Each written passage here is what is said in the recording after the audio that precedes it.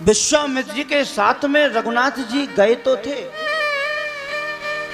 लेकिन बहुत से संतों का ऐसा मत है कि राजा दशरथ को जनक राज जी ने आमंत्रण नहीं भेजा। और उसका कारण यह है कि उसके पीछे एक कथान है। कथा क्या है कि एक बार क्या हुआ कि राजा जनक शिकार खेलते खेलते खेलते एक सूअर का पीछा करते करते और अयोध्या की सीमा में आ गए। और अयोध्या की सीमा में जैसे ही आए उसी समय उन्होंने निशाना साधा और बाण छोड़ दिया, लेकिन वो सूअर हट गया, वह बाण एक गाय को लग गया और गाय वहीं। अब जैसे ही राजा जनक ने देखा कि गाय मर गई, बोले अब क्या होगा। और इधर उधर देखा तो सीमा किसकी, अवध की। बोले दो अपराध हो गए, ये तो एक तो गाय का और दूसरा कि दूसरे की सीमा में आकर, दूसरे राजा की सीमा में आकर मैंने गाय का हत्या कर दी, गाय की। अब इससे कैसे मोचन होगा। बड़े दुखी हुए, मंत्री से कहा मंत्री कुछ उपाय सोचो, अगर राजा दशरथ को पता चला तो क्या होगा। क्योंकि जनकराज भी साधारण नहीं है, जिनके राज्य में याज्ञवल्क्य जी महाराज जैसे मुनिराज रहते हो वो साधारण नहीं। और जनक कौन, उनका नाम था विदेह।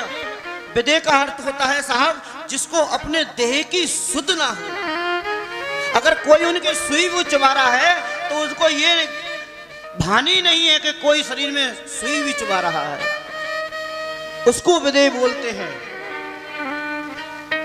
भगवान के परम भक्त, परम सिद्ध वह जनकराज है। तो आज बड़ा दुखी हुए कि अब क्या करूं मैं। तो मंत्री से पूछा मंत्री क्या करूं। बोले कि महाराज मैंने ऐसा सुना है कि अवधपुरी के जो राजा दशरथ हैं बड़े पुण्यवान हैं, बड़े धर्मात्मा हैं, उनका यश सभी लोकों में फैला हुआ है, जिसके लिए इंद्र अपना सिंहासन छोड़ देते हैं। प्रभु क्यों ना उनसे कुछ उपाय पूछा जाए। बोले अगर वो नाराज हो गए तो नहीं प्रभु ऐसा प्रयास करके देखते हैं क्या। बोले ठीक है तुम जाओ। तो मंत्री को भेजा। मंत्री आज राजा दशरथ के दरबार में पहुंचे। उसी समय राजा दशरथ गुरु वशिष्ठ जी की सेवा के लिए जा रहे हैं। और जैसे ही देखा कि राजा जनक के मंत्री आए हैं तो उनका बड़ा आदर किया, सत्कार किया और विराजमान किया। बैठिए क्या बात है। बोले प्रभु हमारे राजा से एक अपराध हो गया है। बोले क्या, कि गौ हत्या हो गई है। गौ हत्या, हाँ। और प्रभु इससे भी बड़ा दुखद समाचार यह है कि आपके क्षेत्र में हुई है, आपके राज्य के क्षेत्र में हुई है। राजा दशरथ बोले गौ हत्या कर दी। बोले प्रभु अनजाने में हुई है। अब चाहते क्या हो। प्रभु ये चाहते हैं कि कैसे भी करके इस पाप का मोचन हो जाए या वो गाय जीवित हो जाए, क्योंकि राजा जनक बहुत गिलानी महसूस कर रहे हैं, कहीं वो अपना प्राण न त्याग दें।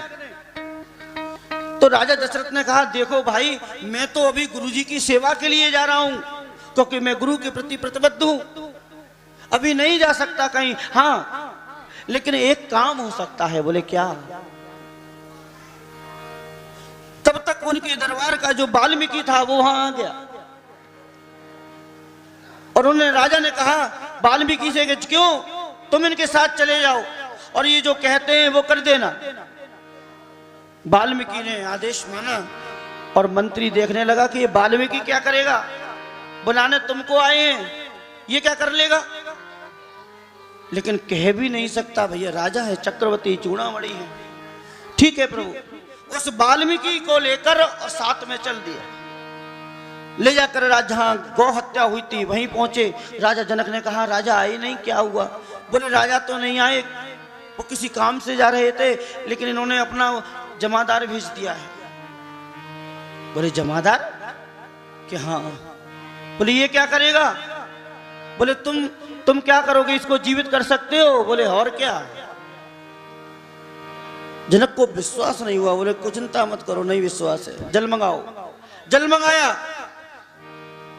हाथ में अंजल में जल लिया और जल लेकर और कुछ मंत्र पढ़े, मंत्र पढ़कर और कहा कि अगर राजा दशरथ पुण्यवान है, राजा दशरथ के अगर पुण्य अर्जित हुए हैं तो इस जल से गाय जीवित हो जानी चाहिए। और जैसे ही छींटे मारी तो गाय तुरंत खड़ी हो गई। यह चमत्कार देखकर राजा जनक स्तब्ध हो गए। वो जब अवध का एक जमादार में इतनी शक्ति है तो उस राजा में कितनी शक्ति होगी, जो राजा जिसका नाम दशरथ है। अब वही प्रसंग है यहाँ। आज इसीलिए राजा दशरथ को निमंत्रण नहीं भेजा, क्योंकि उनके मन में विचार आया। जब उनके मंत्रियों ने कहा कि राजा दशरथ को निमंत्रण नहीं भेजेंगे स्वयंवर का, कि नहीं। बोले क्यों? कि कहीं वो फिर किसी काम के लिए जा रहे हों और उन्होंने आज फिर स्वयंवर में किसी जमादार को भेज दिया तो वो धनुष तोड़ ताड़ के बराबर कर देगा और मुझे सीता का विवाह जमादार से करना पड़ेगा। इसलिए भैया ना ईंट डालो और ना छींट खा।